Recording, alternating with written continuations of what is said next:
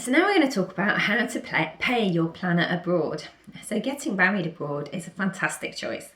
However, one of the things you have to think about when planning your wedding is how to pay the planner. Of course, if you use a tour operator or travel agent in your home country, then that's really not a problem. But if you use a planner in the country in which you marry, then what's the most cost-effective way to transfer the money over to them? Here are some options. Number one, obviously you can just transfer the money from your bank account, either via an online transfer or by going into the branch and saying you'd like to make an international payment. There is a charge for this service, and also the receiver, the planner, will have to pay to receive the payment. The exchange rates the banks use are also not the best available, so this is usually one of the more expensive ways to pay your planner. Number two, you could use PayPal or another online payment system.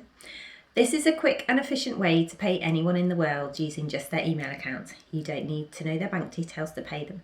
However, even though you as the payee won't pay to use this system, the receiver, the planner, will have to pay fees to receive your payment, which can be quite high. And this is why planners may charge extra to cover those fees if you want to pay them this way. Number three, you could use a foreign exchange service. These are particularly good for transferring large amounts of money as their fees are low and there aren't usually fees to receive the money the other end. You can save hundreds of thousands of pounds on exchange rates depending on the amount you transfer and the rate on the day you make the transfer. Number four, you could use a peer-to-peer currency service which lets you transfer the money at a really low fee. They can do this because you are effectively paying them money in your country and they are paying out the equivalent money from their branch in the planner's country. So in effect, the money doesn't really leave the country.